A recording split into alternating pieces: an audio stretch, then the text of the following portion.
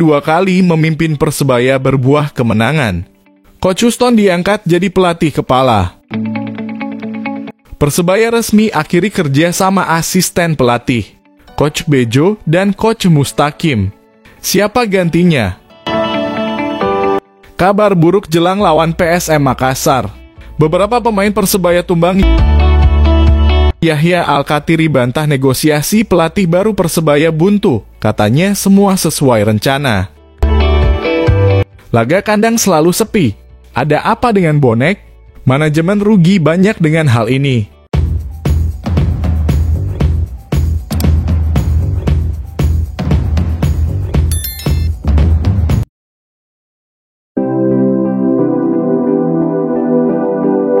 Persebaya Surabaya masih mempercayakan Uston Nawawi sebagai pelatih sementara.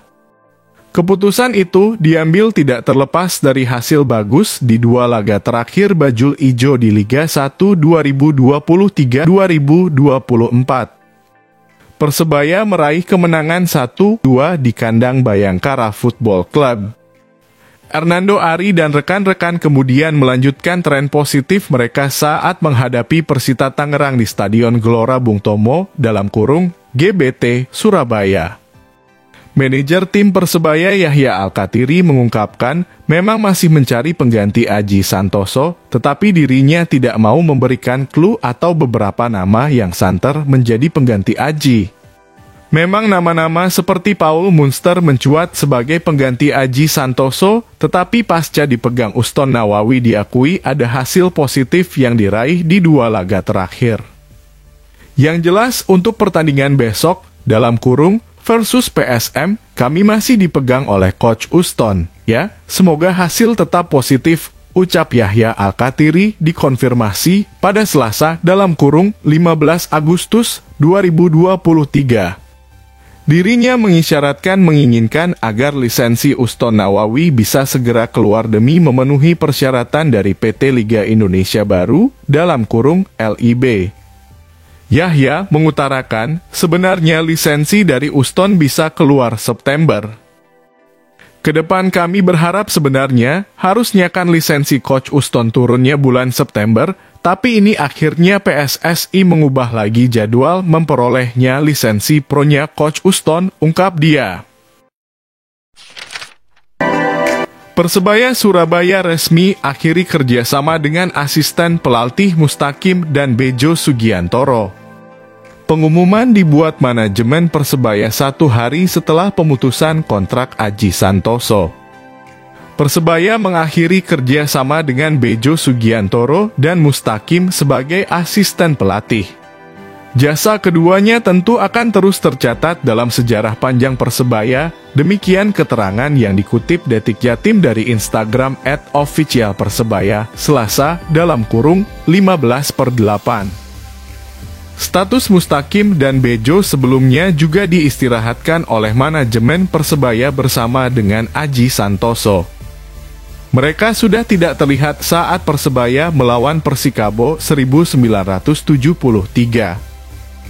Bejo Sugiantoro sendiri bergabung dengan Persebaya sejak 2018 sebagai pelatih Elite Pro Academy (EPA) Persebaya. Dia membangun pondasi tim yang kemudian menjadi juara pada 2019. Bejo juga sempat menduduki jabatan asisten pelatih dan pelatih caretaker dalam beberapa kesempatan. Sementara itu, Mustaqim bergabung dengan Persebaya pada 2020. Sekali lagi terima kasih untuk dedikasinya selama ini. Selamanya akan menjadi bagian dari keluarga besar Persebaya, terang manajemen Persebaya. Dengan resmi diputusnya kontrak Mustaqim dan Bejo, kini tinggal menyisakan Uston Nawawi (caretaker), Benny Van Breukelen (pelatih kiper), dan Muhammad Alimuddin (pelatih fisik di jajaran pelatih Persebaya). Pertandingan melawan PSM Makassar menyebabkan Persebaya mengalami kendala karena 3 pemainnya mengalami cedera. Uston Nawawi, Pelatih Persebaya mengungkapkan bahwa meskipun ZTE Valente telah bergabung dalam latihan, kondisi pemain asal Portugal ini masih terus dipantau. Pihak pelatih mengamati perkembangan cederanya untuk menentukan apakah ia dapat tampil dalam pertandingan.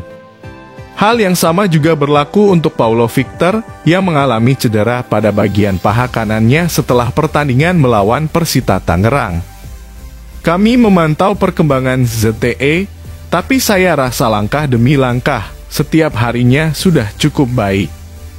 Mengenai Victor, besok kami masih menunggu hasil MRI untuk mengetahui kondisinya, ungkap Uston. Pemain lain yang harus mendapatkan perawatan di rumah sakit adalah Rizky Duian.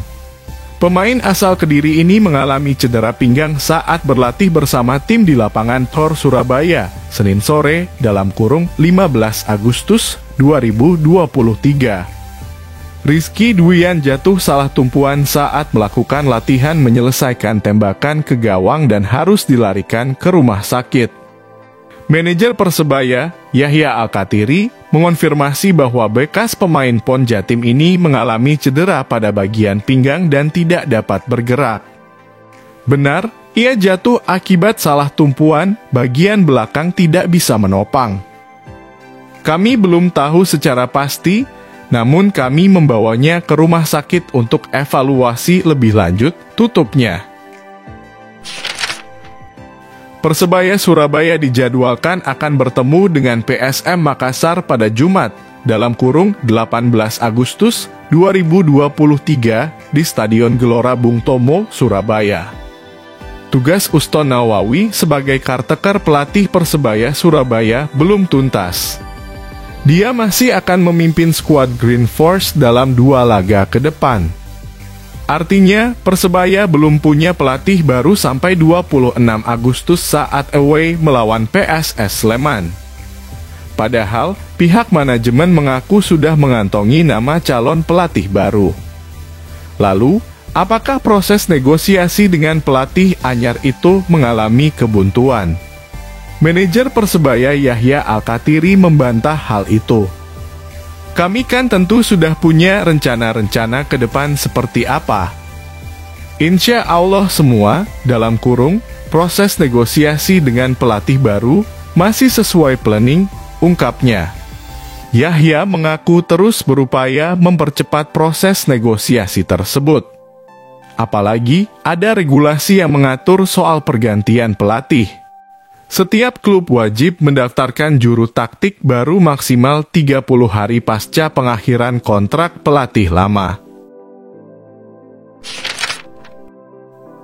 Laga kandang Persebaya Surabaya selalu sepi penonton.